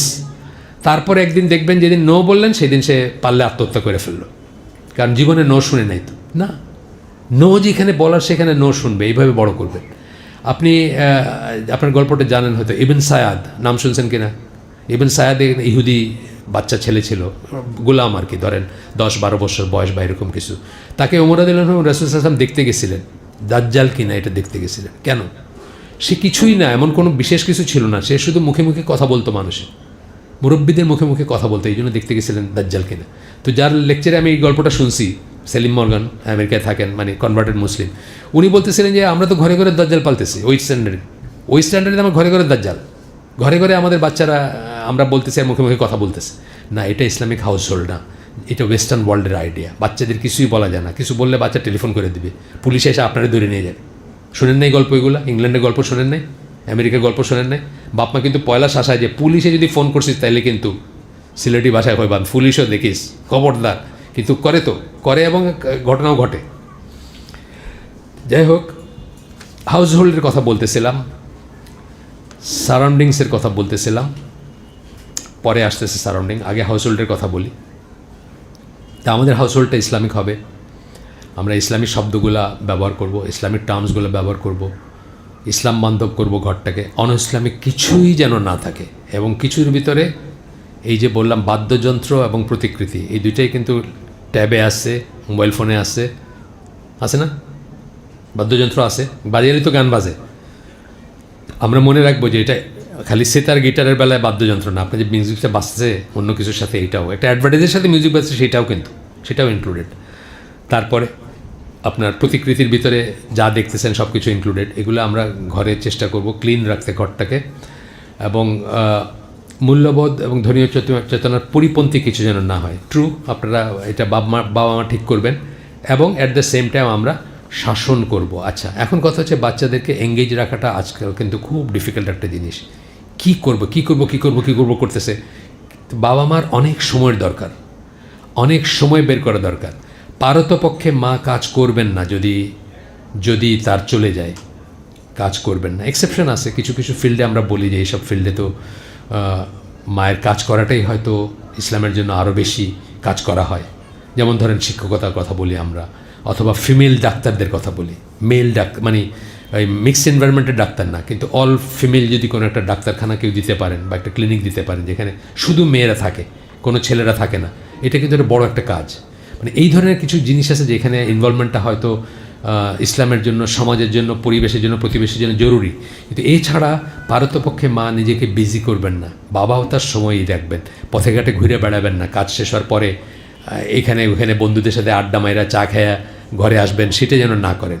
যেন সময় রাখেন বাচ্চাদের জন্য। বাচ্চাদের অনেক প্রশ্ন থাকবে, বাচ্চারা অনেক কিছু অনেক ইনভলভমেন্ট মানে অনেক কিছু ইনভলভমেন্ট চায় বাচ্চারা, মানে অনেক কিছু প্রশ্ন করবে, অনেক কিছু জানতে চাবে, অনেক আপনার সাথে খেলাধুলা করতে চায়, নট নেসেসারি ফুটবল মার্কেট খেলাধুলা, মানে সে এঙ্গেজ থাকতে চায় আপনার সাথে।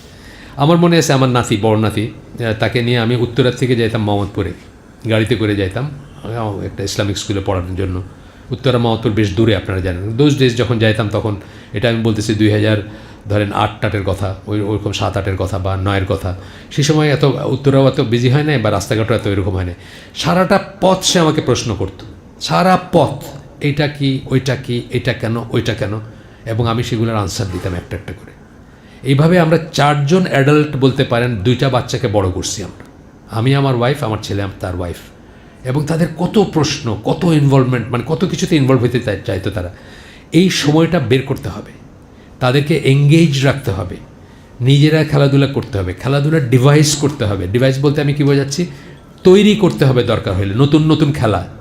কারণ প্রচলিত খেলা তো আমরা সব কিছু দিতে পারবো না, সব কিছু পারবো না। প্রচলিত খেলার ভিতরে আমরা দেখব কোনগুলো ইসলামের সাথে যায়, কোনগুলো যায় না, সেগুলো আমরা শুধু দিতে পারবো। স্টোরি বুকস আমরা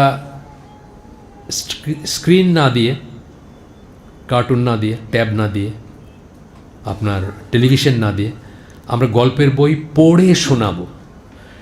ইভেন ছবিওয়ালা গল্পের বইও আমরা অ্যাভয়েড করব। কিছু বই আছে ছবি থাকবে, যেমন ধরেন এইটা ফুল, এটা গাছ, এটা চেনানোর জন্য থাকতে পারে গল্প, মানে বই, ছবিওয়ালা গল্প বই। কিন্তু গল্প যখন বলতেছি, সেটাতে ছবি যত কম থাকবে তত তাদের চিন্তা শক্তিটা বৃদ্ধি পাবে। এটা দেখা গেছে যে ছবি কম থাকলে সে কল্পনা করতে শুরু করে যে এটা কেমন। আমরা যেমন ধরেন হাদিস থেকে অলমোস্ট নবী সাল্লাল্লাহু আলাইহি সাল্লামের লাইফটা দেখতে পারি না, যারা ভালো করে হাদিস পড়ছেন বা জীবনী পড়ছেন। কীভাবে দেখতে পারেন? আপনি কিন্তু কল্পনা করেন না যে আচ্ছা মদিনার রাস্তা, আপনি মদিনায় যান নাই কখনো, মদিনার রাস্তাঘাটগুলো এরকম ছিল, মক্কা বোধহয় এরকম ছিল। আপনি কীভাবে গল্পগুলো শোনেন এবং চিন্তা করেন। এইটা কিন্তু খুব ক্রিয়েটিভ থিঙ্কিং বলি আমরা, এটা কিন্তু খুব দরকার। কিন্তু এটার থেকে সে নিজে কল্পনা করতে পারবে, নিজে বর্ণনা করতে শিখবে, এবং একটা ছবি তার মনে করতে পারবে, আর্টিকুলেট করতে শিখবে, মানে কথা বলতে শিখবে, এটাকে আবার বর্ণনা করতে শিখবে নিজের ভাষায় ইত্যাদি। তো যাই হোক, এখন পড়ার অভ্যাস এদের কল্পনা শক্তি বৃদ্ধি পাবে। যাই হোক, এরপরে আসতেছে যে পারিবারিক সম্পর্কের গুরুত্ব ওনারা পয়েন্ট হিসাবে বলছেন, আমি সেটা বলছি। স্বামী স্ত্রীর মধ্যকার সুসম্পর্কই পরিবারের মূল ভিত্তি, উইচ ইজ ট্রু। এখন সুসম্পর্ক কিন্তু আমাদের যে পরিবারের স্ট্রাকচার, আমাদের কিন্তু একজন মহিলাকে তার সাথে বনে বাজারে ঘুরে হোটেলে সময় কাটায় তারপরে বিয়ে করার অবকাশ নেই, আছে, যাই না শুই না, কিন্তু এটা করার অবকাশ নেই। আমরা সব কিছু কেন করব? শুধুমাত্র আল্লাহর জন্য করব। আমাদের বিবাহ বন্ধনটা কিন্তু আল্লাহর জন্য। আমরা সূরা নিসার 1 নম্বর আয়াত দিয়ে বিয়ে পড়ি, কিন্তু বিয়ে পড়ার খুতবাতে সবসময় সূরা নিসার 1 নম্বর আয়াত করা হয়, তেলাওয়াত করা হয়, জানেন আপনার, খুতবাতে সবসময় দেখবে, এমনি খুতবাতে করা হয়। আর বিয়ের ওখানে একটা জায়গা আছে যেখানে আল্লাহ বলতেছেন, সেই আল্লাহকে ভয় করো যার নামে তোমরা একে অপরের উপর রাইট ক্লেম করো। এই কথাটা মানে কি? যে আপনারা বেগানা ছিলেন, অপরিচিত নারী এবং পুরুষ ছিলেন টিল দিস মোমেন্ট। এই মুহূর্তের পরে আপনারা একে অপরের উপর রাইট হয়ে গেল না কিছু? হাজব্যান্ডের উপর ওয়াইফের রাইট হলো, ভরণ পোষণ দাও, এটা করো, ওইটা করো। ওয়াইফের উপরে হাজব্যান্ডের রাইট হলো। কি গুণে রাইটটা হলো? এই আল্লাহর নামে আপনি যে তাকে স্ত্রী হিসেবে গ্রহণ করলেন, সাক্ষী রেখে যে কবুল করলেন, এই কিন্তু আপনাদের ভিতরে সম্পর্ক হইল। সেই আল্লাহকে ভয় করতে বলতেছেন, যার মাধ্যমে বা যার দেওয়ার রাইটে আপনারা একে অপরের উপর রাইট ক্লেম করেন। তো এইভাবে যখন চিন্তা করবেন, তখন আমাদের কিন্তু প্যাশনেট লাভ হারাম ইসলামে। প্যাশনেট লাভ হারাম কোনটা? প্যাশনেট লাভ কোনটাকে বলি? কারো এক নজর দেখলেন, দেওয়ানা হয়ে গেলেন, এছাড়া আমার জীবন চলবে না, হ্যাঁ, পিছে পিছে ঘুরতে শুরু করলেন, কলেজে গেলে কলেজে, মার্কেটে গেলে মার্কেটে পিছে পিছে ঘুরেন, মেয়েদের স্কুলের সামনে দাঁড়ায় চুল আঁচড়ান, মানে এগুলোর প্যাশনেট লাভ। ইসলামে কিন্তু প্যাশনেট লাভের কোনো স্থান নাই। ইসলামে কি? কম্পেশনেট লাভ। কম্পেশনেট লাভ কখন হয়? যখন গিভ অ্যান্ড টেক থেকে আস্তে আস্তে আস্তে আস্তে গ্রো করে। একটা দম্পতি যখন যত বেশি তাদের দাম্পত্য জীবনের বয়স হয়, তাদের ভিতরে তত বেশি বন্ডিং হওয়ার কথা ইসলামী পয়েন্ট অফ ভিউ থেকে। আপনাদেরকে একটা বলি না যে রাসূল সাল্লাল্লাহু আলাইহি সাল্লামের তো অনেক বিয়ে ছিল। লাস্ট বিয়েটা যেটা ছিল, ইবনে আব্বাসের খালা ছিলেন মাইমুনা রাদিয়াল্লাহু আনহা, বৎসরখানিক হয়তো ঘর করছেন, বা আরেকটু বেশি বা কম, প্লাস মাইনাস আর কি ধরেন। অল্প দিন ছিলেন উনি, তারপরে রাসূল সাল্লাল্লাহু আলাইহি ওয়াসাল্লাম মারা যান। এই মহিলা অনেক বছর বেঁচে ছিলেন, মায়মুনা রাদিয়াল্লাহু আনহা, আল্লাহ রসুলের মৃত্যুর পরে। তারপর এটা আমি গল্পটা প্রায়ই বলি বোঝানোর জন্য যে ম্যারিটাল লাভ আসলে কী, কম্প্যাশনেট লাভ আসলে কী। উনি যখন মারা যান তার আগে ওয়াসিয়ত করেন, কেউ বলেন 40 বছর বেঁচে ছিলেন, আমি এক্স্যাক্ট ফিগার জানি না, কারণ ওই সময় এইসব দিনের হিসাব ওইভাবে রাখা হতো না। পরে জিনিসটা হয়তো আপনার ইতিহাসে ইম্পর্ট্যান্ট হয়ে গেছে, কিন্তু যখন উনি বেঁচে ছিলেন তখন হয়তো অত ইম্পর্ট্যান্ট ছিল না। তো উনি যখন মারা যান তখন উনি ওয়াসিয়ত করেন যে তাদের বাসর রাত্রি যাপিত হয়েছিল একটা প্রান্তরে, ওনারা ট্রাভেল করতেছিলেন, জার্নি করতেছিলেন। উনি ওয়াসিয়ত করেন যে আমাকে ওইখানে, যেখানে আমার বাসর রাত্রে হয়েছিল ওইখানে কবর দিতে। তা আপনি চিন্তা করেন 1 বৎসর ঘর করছেন, কী ধরনের সুসম্পর্ক থাকলে হাজব্যান্ডের সাথে উনি হাজব্যান্ডের বহু বৎসর পরে যখন মৃত্যুবরণ করবেন তখন ওয়াসিয়ত করতেছেন যে আমাকে ওই জায়গায় কবর দিও। আমাদের ভিতর যেন আমরা যেন এইটাকে মডেল হিসাবে নিয়ে আমাদের ভিতর যেন সম্পর্কটা ওই রকম থাকে। দোষ ধরতে গেলে আপনি অগণিত দোষ ধরতে পারবেন একে অপরের, এটা হচ্ছে শয়তানের রাস্তা। আর অ্যাডজাস্ট করা, টলারেট করা, একে অপরের কথা শোনা, মতামত শোনা, সেইভাবে যদি একটা কম্প্যাশনেট লাভ যেটাকে বলি সেটা যদি গ্রো করে, তবে কিন্তু এই স্বামী স্ত্রীর মানে দাম্পত্য সম্পর্কেতে শ্রদ্ধা ভালোবাসা থাকবে। এবং সন্তানরা আসলে বাচ্চারা প্রথম শিখে, যেটা বললাম যে তারবিয়াতের প্রথম জায়গায় কেন বললাম, আপনারা এতটুকু বাচ্চা দেখবেন হাঁটতে শিখছে, জাস্ট বাবার জুতাটা পায়ে নিয়ে হাঁটার চেষ্টা করে। কেন? সে দেখছে বাবা এই জুতাটা পরে, সে বাবার মতো জুতা পরতে চায়, যদিও তার পাটা এতটুকু আর বাবার জুতা এতটুকু। মেয়েটা দেখবেন আয়নার সামনে দাঁড়ায়া, তার একটু চুল আছে, সেখানে মায়ের একটা ক্লিপ দিতে চেষ্টা করতেছে বা চুলটা আশ্রইতে চেষ্টা করছে। কোথায় দেখছে? মাকে দেখছে, তাই না? প্রথম শিখবে হচ্ছে অনুকরণ থেকে, এবং সেই অনুকরণটা যেন আপনি যেন ওই ধরনের ইসলামিক চরিত্র হন যাকে অনুকরণ করা মানে ইসলামের অনেকটুকু হয়ে যাওয়া। আপনি ঝগড়া করেন না, আপনি গালিগালাজ করেন না, আপনি চিৎকার করেন না, আপনি গীবত করেন না, আপনি আপনার ওয়াইফের সাথে টলারেট করেন, আপনার ওয়াইফকে টলারেট করেন, বা আপনার ওয়াইফ আপনাকে টলারেট করে, আপনার ওয়াইফ আপনার জন্য হাত পাখা নিয়ে দাঁড়ায় থাকে মাটির কলসে বানানো লেবুর শরবত নিয়ে, তাই না? হইতে পারে না? এটা এখনও তো হইতে পারে। হ্যাঁ, আপনি বিলিয়ন্স অফ ডলার বাইরে গিয়ে কামায় কী করবেন আপনি, যদি আপনার এইটাই না থাকে? আপনি পয়সার পিছনে দৌড়াইতেছেন, ওয়াইফের জন্য সময় নাই, বাচ্চাদের জন্য সময় নাই, তো এগুলো অনেক চিন্তা করার ব্যাপার আছে। তো এইখানে যেটা বলতেছেন যে বাবা মায়ের মধ্যে যদি শ্রদ্ধা ও ভালোবাসা থাকে তবে সন্তানরা শ্রদ্ধাশীল হইতে শিখে। It is true. এবং এটা আমরা চিন্তা করবো যে এটা একটা কন্ট্রাক্ট, বিয়েটা কিন্তু একটা কন্ট্রাক্ট। ওই যে বললাম, সেই আল্লাহকে ভয় করো যার নামে তোমরা একে অপরের রাইট করো। তো আমি ইদানিং বিয়ের খুতবা দিলে কখনো দেই বা কখনো বিয়েতে পড়াইলে তখন আমি এই কথাগুলো বলি। সাথে একটা কথা বলি যে সূরা নিসার একটা আয়াত আছে, 65 নম্বর আয়াত, 65 নম্বর বোধহয় নাকি, হ্যাঁ 65 নম্বর, যেখানে বলতেছেন যে কিন্তু না, তোমার রবের কসম, তারা ততক্ষণ পর্যন্ত ঈমানদার না যতক্ষণ তাদের সকল বিবাদ বিসংবাদের ব্যাপারে তোমাকে বিচারক না মানে, তাই না? এই ফর্মুলাটা শুধু যদি আমরা মানি যে কোনো ডিসপিউট হইতে পারে হাজব্যান্ড ওয়াইফের ভিতর, কিন্তু আল্লাহ রসুলকে বিচারক মানা মানে কি? কোরআন সুন্নাহকে বিচারক মানা, শরিয়া যেটা রেখে গেছেন সেটাকে বিচারক মানা। যে কোনো ডিসপিউটে যদি আমরা বলি যে ঠিক আছে আল্লাহ রসুল কি বলছেন আমি মেনে নেব, ঝগড়া লেগে গেছে, ঝগড়া লাগছে ধরেন, ঠিক আছে আল্লাহ রসুল যেটা বলছেন সেটাই ফাইনাল, আমরা দেখি চলো কী বলছেন। উদাহরণ দিই একটা, ওয়াইফ বলতেছেন যে চলো একটু বইমেলা থেকে বেড়ায় আসি, বইমেলা, ঢাকার বইমেলা বলতেছে, সিলেটে হয় কিনা আমি জানি না, হয় কি সিলেট হয় না? হ্যাঁ, মানে ইসলামী বই সব, আচ্ছা যাই হোক, ঢাকায় এত বড় করে হয় আপনারা জানেন, উৎসব, কবিতা কবিরা বৈশা থাকে, সিগনেচার করে, কিন্তু অনেক অশ্লীলতা থাকে ওখানে। তা আপনার ওয়াইফ আপনার বলতে চলো একটু বইমেলা থেকে বেড়ায় আসে, আপনি বলেন না এখানে যাবো না, এখানে মানে এটা ইসলাম বিরোধী অনেক জিনিস আছে, আমি যাবো না। ওয়াইফের মন খারাপ হয়ে গেল, একটু ঝগড়া দিতে লেগেই গেল ধরেন। তা আপনি বললেন আমরা যদি আল্লাহকে আর আল্লাহ রসুলকে যদি বিচারক মানতাম, বা পার্টিকুলারলি আল্লাহ রসুলকে বলছেন এখানে মানে শরীয়তকে বা ইসেকে, তাহলে আমরা কী জানতাম? একটু আগে কী বললাম যে হাজব্যান্ডের পারমিশন ছাড়া আপনি ঘরের বাইরে যেতে পারেন না। ঘরের বাইরে যাবেন কিনা এটা হাজব্যান্ড ডিসাইড করবে, কিন্তু কখন যাবেন, কীভাবে যাবেন সে ডিসাইড করবে। সে মনে করতেছে ওই জায়গাটা দায়ুসদের জায়গা, ওখানে আমি আমার বউকে নিয়ে যাব না, ঠিক আছে? আপনি তখন কী করবেন? আপনি যতই চেতনাপন্থী মহিলা হন না কেন, আপনি যদি আল্লাহকে ভয় করেন আপনি চুপ করে যাবেন। উল্টা আরেকটা বলি যে হাজব্যান্ড বলতেছে ওয়াইফরে যে তুমি আমার রোজ 1 ঘন্টা করে আমার মায়ের পা টিপে দিবা, চেপে দিবা আর কি, পাটা চেপে দিবা। ওয়াইফ বললো না না, এটা তো আমার কাজ না, তুমি তো আমার আগে বলো নাই। ঝগড়া লেগে গেলো ধরেন।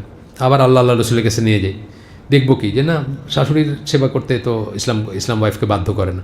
ওয়াইফ যদি আদৌ কিছু করে, এটা হাজব্যান্ডের জন্য করবে, হাজব্যান্ডকে ফেভার করতে গিয়ে করবে, হাজব্যান্ডের ভালোবাসার জন্য করবে, হাজব্যান্ডের মনটা যেন তার উপর খুশি থাকে সেই জন্য করবে, কিন্তু এটা তার কর্তব্য না। তো সেই হাজব্যান্ড কী করবে, সে ইনসিস্ট করবে না, সে মেনে নিবে। যদি ওয়াইফ বলে যে না এটা আমি করবো না, সে যদি আল্লাহকে ভয় করে, আল্লাহকে বিচারক মানে, মেনে নিবে না, সে জানবে যে এটা তো তার রাইট নাই তার উপর ক্লেম করার। এইভাবে কিন্তু আমরা শ্রদ্ধাশীল একটা সম্পর্ক রাখতে পারি হাজব্যান্ড ওয়াইফের ভিতরে, সুন্দর একটা সম্পর্ক থাকবে। এটা টাগ অফ ওয়ার না, এটা মনে রাখবেন। বিবাহ সম্পর্ক, হাজব্যান্ড ওয়াইফের সম্পর্কটা টাগ অফ ওয়ার না, এটা যুদ্ধক্ষেত্র না, কুরুক্ষেত্র না। এটা আমাদের দেশে কুরুক্ষেত্র বলতে চায়, মানে অনেকখানে দেখবেন কুরুক্ষেত্র বলে একটা হইতো, কলাম ছিল, কোন পেপারে আমি ভুলে গেছি, সম্ভবত ইত্তেফাকে, ওইখানে আর কি হাজব্যান্ড মানে ম্যারিটাল ঝগড়ার করতো না। এটা কুরুক্ষেত্র না, এটা কুরুক্ষেত্র কেন হবে? আমরা তো এইভাবে দেখি না বিয়েকে, আমরা বিয়েকে কোনো একটা টাগ অফ ওয়ার দেখি না, একটা যুদ্ধক্ষেত্র হিসেবে দেখি না। আমরা বরং দেখি, যদি এই কথাটা আমি জানতাম না যে বেগম রোকেয়ার কথা, আমাকে আর্মিতে চাকরি করেন একজন ভাই, এই সিলেটে ছিলেন, আমাদের আইসিডির হালাকা করতেন এক সময়, ওই কুমারপাড়ায় একটা বাসায় হালাকা হইতো তখন, ওই প্রিন্সিপাল মাসুদ খান, ওনার বাসায় হালাকা হইতো একসময়, ওইখানে হালাকা করতেন ওই ভাই। তো উনি বলতেছিলেন যে ওনার বিবাহিত মানে বিয়ে করবেন বা বিয়ে করার মানে দাম্পত্য সম্পর্ক নিয়ে বলতেছেন যে নাম ভাই, এই বিয়ের পরে যে মানে আল্লাহর পথে যাত্রা, দিনের যাত্রাটা দুই চাকার গাড়ি হয় না, ঘোড়ার গাড়ি, ওইটার মতো। এই চাকা দুইটা যদি সমান না হয়, আর একটা ছোটো একটা বড় হয়, তাহলে একই জায়গায় ঘুরবে, আর সামনে যাবে না, আগাবে না। তো আমাদের বিয়ের আমরা এইভাবে চিন্তা করবো, বিয়ে বা দাম্পত্য জীবন এটা কোনো যুদ্ধের জায়গা না, এটা খালি রাইট আর রেসপন্সিবল, আমার এটা রাইট, তোমার এটা রাইট, তা না। রাইটের কথা আসবে যখন লাইন যদি কেউ ক্রস করে, তখন মনে করায় দিবেন, এবং সে যদি আল্লাহ রসুলকে মানে, এটা এনাফ, সে বুঝে যাবে, ছেলে হোক মেয়ে হোক, হাজব্যান্ড হোক ওয়াইফ হোক, বুঝে যাবে সে। আচ্ছা, আমরা একটু আগাই। এখানে ওনারা যে দিচ্ছেন, শিশুর প্রথম শিক্ষক মা, সত্যি কথা, মানে মায়ের মুখ থেকে তো আমরা ভাষা শিখি, বলতে শিখি, আত্মবিশ্বাস গঠনে সাহায্য করবেন মা, করবেন। মায়ের স্নেহ, অফকোর্স স্নেহর সাথে ওই যে বললাম, মায়ের স্নেহই কিন্তু যেমন ইমাম বুখারী এবং আহমদ বিন হাম্বলের মতো মানুষকে মানে প্রতিষ্ঠিত করছে দিনের আলেম হিসাবে, মায়ের স্নেহই কিন্তু করছে। আবার মায়ের স্নেহই কিন্তু অনেককে নষ্ট করে দেয়। নষ্টের জন্য কিন্তু মায়ের স্নেহ, যে নো বলতে পারবেন না যখন, তখন আব্দুল সবুর ভাই অফিসে আমি খুব একটা যাই নাই, ঢাকায় যখন উনি অফিস খোলেন প্রথম, তখন একদিন গেছি। তো এরকম 35 বছর 30-35 বছর বয়স্ক এক ছেলে নিয়ে তার মা আসছেন, কাউন্সিলিংয়ের জন্য আসছেন। কী কাউন্সিলিং? 8 মিনিট আছে, শেষ করে দেবো আমি ইনশাল্লাহ। কী কাউন্সিলিংয়ের জন্য আসছেন? কাউন্সিলিং হচ্ছে এই ছেলে গেম খেলে, খালি কোনো কাজ করে না, খালি গেম খেলে। মায়ের ছেলে খুব ভালো সম্পর্ক বোঝা যাচ্ছে, আবার দেখা যাচ্ছে কথা বলতে বলতে আর কি মানে হয়ে যেতেছে, একটা ঝগড়াঝাটির মতো হয়ে গেছে। তো আব্দুল সবুর ভাই এক সময় একদম মানে একটু রাগ করেই বলতেছেন যে ওনার হাতে প্রথম গেমটা কে দিয়েছিল তুলে? তো মা তখন হিসেবে বলতেছে আমি। তাইলে আপনি এখন করেন কেন? মাই দিছেন কিন্তু প্রথম গেমটা। এইভাবে কিন্তু আমরা অনেক সময় স্নেহের বশবর্তী হয়ে প্রথম খারাপ কাজটা আমরাই করি, না করতে পারলাম না, কিন্তু পরে এক সময় রিগ্রেট করি, তখন আর এটাকে কম্পেনসেট করার কোনো রাস্তা থাকে না। এরপর একটা জিনিস আছে প্রবীণ প্রজন্মের সাথে বন্ধন। এটা শুধু প্রবীণ প্রজন্ম মানে এখানে দাদা দাদির কথা বলছেন, আমি বলছি যত ধরনের মানুষ আছে, যত এজ গ্রুপের মানুষের এবং যত প্রফেশনাল গ্রুপের মানুষের, সবার সাথে ইন্টারাকশনটা খুব ইম্পর্ট্যান্ট, সব এজ গ্রুপের সাথে। আমি এটা বলি, আমাদের স্কুলে একজন ছিলেন, গার্ড ছিলেন, এখন নাই আর, মোকলেস নাম, ঢাকার স্কুলে। আমি দেখতাম যে উনি যেমন বাচ্চারা ছুটি হইতো, একটা আমাদের পর্যায়ক্রমিকভাবে ছুটি হইতো, ধরেন কেজি আর নার্সারি হয়েছে অথবা 1 আর 2 ছুটি হয়েছে, পাগল করে দিয়েছে ওনারা, বুঝছেন, মানে এইটা ধরতেছে, ওটা ধরতেছে, এই লাফাইতেছে, এই মারামারি করতেছে। উনি সবাইকে অ্যাডমনিশ করতেছেন, সবাইকে শাসন করতেছেন, কিন্তু কখনোই চিৎকার করতেছেন না, কখনোই রাগ করতেছেন না, বা কখনোই মুখটা কঠোর করতেছেন না। আমি বললাম যে সুবহানাল্লাহ, আমার অনেক কিছু শেখার আছে তার কাছে, আমি তাকে দেখে অনেক কিছু শিখছি। এইভাবে যখন জীবনের প্রত্যেকটা ক্ষেত্রে ইন্টারাকশন থাকে মানুষের, তখন মানুষ পরিপূর্ণ মানুষ হয়ে বড় হয়। তো এইখানে দাদা দাদি বা চাচা চাচি প্রত্যেকটা সম্পর্কের সাথে তারই থাকবে, বাট মিটার থাকবে, মানে আপনার তত্ত্বাবধানে থাকবে। কারণ এই দাদা দাদি কিন্তু আবার অনেকের জাহান্নামের কারণ হইতে পারেন। যেমন আমাদের স্কুলগুলোতে আমরা যখন প্যারেন্টস মিটিং করি, তখন আমরা সবসময় খবর নেই, আগে থেকে খবর নেই, টিচাররা খবর নিয়ে রাখে কোন বাসায় টেলিভিশন চলে, কোন বাসায় নাটক চলে, কোন বাসায় কার্টুন চলে। অনেক ক্ষেত্রেই দেখা যায় কিতা করতাম হোক্কা দাদায় দিলাইছ, কিতা করতাম দাদিয়ে দিলাইছ। না, এই দাদা দাদি তো মানে কিয়ামতের দিন এক ফোঁটা রেসপন্সিবিলিটি নেবে না। আপনার বাচ্চা জাহান্নামে হইলে সে আপনার ঘাড়ে পা দিয়ে যাইতে চাবে জাহান্নামে। কুয়ানফুসাকুম আহলিকুম নারা বললাম না, নিজেকে এবং নিজের আহালকে আগুন থেকে বাঁচাও। এই দাদা দিদি কিন্তু জবাবদিহি করবে না। সেই দাদা দিদির সাথে মেশাটা যেমন আমরা অ্যাপ্রিসিয়েট করতেছি, তেমনি এমন এমন প্রয়োজন হইতে পারে যে এই দাদা দাদি থেকে আপনাকে আলাদা থাকতে হইতে পারে জাস্ট বাচ্চাকে আল্লাহর পথে বড় করার জন্য, এবং সেটাই করবেন আপনি তখন।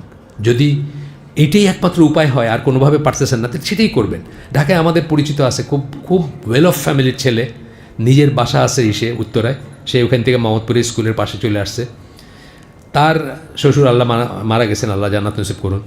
তার শ্বশুর শাশুড়ি বাসায় আসলে সমস্ত ডিসিপ্লিন ভেঙে যেত। বাচ্চারা যেটা খাওয়ার না ওইটা খাইতো, যেটা করার না ওইটা করতো, ফোন ধরো এটা করতো। সেই মেয়ে মানে হাউসওয়াইফ যিনি, নিজের বাবা মাকে বলছেন যে তোমরা আমার বাসায় আইসো না, তোমরা আসলে আমার বাসার ডিসিপ্লিন নষ্ট হয়ে যায়, 5টা বাচ্চা তাদের, তোমরা আমার বাসায় আইসো না। প্রয়োজনে সেটা বলতে হবে, যত কঠোর হোক বলতে হবে। কারণ ওই যে আপনি আল্লাহর সামনে দাঁড়াবেন, আপনার বাবা মা দাঁড়াবে না, দাদা দাদি দাঁড়াবে না। আমরা যখন একসাথে বলতেছি যে এটা খুব দরকার, এই সম্পর্ক, এই স্নেহ মায়া মমতা খুব দরকার, একই গোতে আমরা বলতেছি যে প্রয়োজনে তাদের থেকে আলাদা থাকবেন যদি তারা আপনার বাচ্চাদেরকে নষ্ট করে দেন বা নষ্ট করারই থাকে। এরপরে যেটা কৃতজ্ঞতা, যেটা বললাম আত্মসংশোধন, এইখানে একটা ব্যাপার হচ্ছে কৃতজ্ঞতার কথা যখন বলতেছি, শেয়ারিং এবং কেয়ারিং শেখাবেন। আমরা যখন বড় হচ্ছি, ঢাকায় যখন মসজিদে বা ঈদের দিন বা কোথাও যাইতাম, যেখানে খুতবার সময় ওই যে বাক্স চালাই দেয় না, আব্বা কিন্তু আমার হাতে টাকা দিতেন, দিয়া বলতেন যে ওইখানে দাও। কেন? একটা অভ্যাস গড়ার জন্য। দেওয়ার একটা অভ্যাস লাগে, কেয়ারিংয়ের একটা অভ্যাস লাগে, শেয়ারিংয়ের একটা অভ্যাস লাগে। আমাদের বাচ্চাগুলো এখন একলা বড় হইতেছে, যেই ফ্যামিলিতে ধরেন 6টা বাচ্চা আছে, সেখানে কিন্তু অটোমেটিক্যালি একটা কেয়ারিং শেয়ারিং চলে আসে। তা আমাদের অনেক ফ্যামিলিতে দেখে একটাই ছেলে বা একটাই মেয়ে, সে কিন্তু খুব সেলফিশ হয়ে বড় হওয়ার একটা সমূহ সম্ভাবনা থাকে। তাকে এইগুলো শেখাবেন, কেয়ারিং শেয়ারিং শেখাবেন, কৃতজ্ঞতা শেখাবেন। এই জিনিসটা সে যে ডিজার্ভ করে এটা না, মানে ফুটানি দেখানোর একটা টেন্ডেন্সি সবার ভিতরেই থাকে। তার ধরেন একটা ভালো ঘড়ি দিছে তার চাচা ইংল্যান্ড থেকে আইসা, সে ওইটা পরে ক্লাসে যেতে চায় না, এলাও করবেন না। এই যাওয়াটা কিন্তু একটা শো অফ, এটা কিন্তু একটা ফুটানি, এটা কিন্তু একটা বরং উল্টাটা বলবেন যে শুকর করো আল্লাহর কাছে। আল্লাহ, সে হয়তো অনেকের দিকে তাকায় বলবে আব্বা ওরে তো একটা মোবাইল ফোন আছে আমার তো নাই, বা অমুকের এটা আছে আমার নাই। তখন তাকে কি শুকর করতে শেখাবেন, নিচের দিকে তাকাইতে শেখাবেন, উপরের দিকে না, যে তার চেয়ে কত মানে আনফর্চুনেট মানুষ আছে বা আছে, সেটা শেখাবেন ইনশাআল্লাহ। তো এইভাবে আপনি মানে কেয়ারিং শেয়ারিং শেখাবেন, কৃতজ্ঞতা শেখাবেন, আলহামদুলিল্লাহ, এটা নিয়ে একটা আলাদা পেপার আছে। যাই হোক, আমি আমাদের যে নসিয়া গ্রুপ আছে ওখানে দিব ইনশাল্লাহ, যে আলহামদুলিল্লাহ হচ্ছে সবচেয়ে বড় দোয়া বলছেন স্কলাররা। আপনার ইসে দেখেন, এই যে হিসনুল মুসলিম বইতে আছে আলহামদুলিল্লাহ সবচেয়ে বড় দোয়া। কারণ আলহামদুলিল্লাহ দোয়ার ভিতর অল ইনক্লুসিভ আছে, মানে এই একটা দোয়া যদি আপনি মন থেকে বলতে পারেন আলহামদুলিল্লাহ প্রত্যেকটা জায়গায় প্রত্যেকটা অবস্থায়, তাইলে কিন্তু আপনি আসলে একদিকে যেমন শুকরিয়া আদায় করলেন, আরেকদিকে আল্লাহর হাতে ছেড়ে দিলেন নিজেকে আর কি। মানে আল্লাহ আপনার rest of the thing will be taken care of by আল্লাহ, এইরকম একটা সেন্স আসে আর কি। তো এই জন্য মানে আপনারা আবারও সবশেষে যে বাচ্চারা সবচেয়ে ভালো দাওয়াতের উপায় হচ্ছে, অথবা আপব্রিঙ্গিংয়ের উপায় হচ্ছে বাচ্চাদের কাছে নিজেরা মডেল হওয়া, নিজেরা ইসলামিক হওয়া। আপনাকে দেখে যেন যা কিছু শিখবে সেটা যেন এই হয়। গালিটা কিন্তু আমরা দেখি না, অনেক স্কুলে একটা বাচ্চা গালি দিল, হঠাৎ করে বলুন যে ইসলামিক স্কুলে এই কথা কোথা থেকে শিখলো। দেখা গেল বাপ হয়তো তার চাকরকে বা মেথরকে বা ড্রাইভারকে বা নিম্ন ইনকামভুক্ত কোনো মানুষকে একটা গালি দিচ্ছে, ওইখান থেকে একদিন শুনে এসে স্কুলে রিপিট করতেছে। আমরা যেন সেটা খেয়াল রাখি। তো আমাদের কথাবার্তা মোটামুটি শেষ করে দিই আমি, কারণ আর একটু বাড়িতে গেলে সময় হবে না। আজকের জন্য শেষ করে দিই, 2 মিনিট আছে। সুবহানাকা আল্লাহুম্মা বিহামদিকা আশহাদু আল্লা ইলাহা ইল্লা আনতা আস্তাগফিরুকা ওয়া আতুবু ইলাইক। আমরা যে শুনলাম তার ভিতরে ভালো কিছু শুনে থাকলে সমস্ত প্রশংসা আল্লাহর, আলহামদুলিল্লাহ। খারাপ কিছু শুনে থাকলে সমস্ত ব্যর্থতা আমার এবং সেটা শয়তানের তরফ থেকে। আল্লাহ আমাদের তৌফিক দিন, ভালো শুনলাম তার উপর আমল করার। আমাদের সময় স্বল্পতার জন্য আমরা প্রশ্ন উত্তর নিচ্ছি না এখানে, বাট আমরা ইনশাআল্লাহ একটা গ্রুপ আছে, সেই গ্রুপে আপনারা যদি প্রশ্নগুলো পাঠান, আমি সাধ্যমত চেষ্টা করবো সেগুলোর উত্তর দিতে। আমি ওনাদেরকে বলছি ইন মাই ওন টাইম আমি দেবো, আপনারা সেগুলো পরে দেখে নেবেন ইনশাআল্লাহ। ঠিক আছে, আসসালামু আলাইকুম। সালাফি.9 রাসূলের কথা বলে।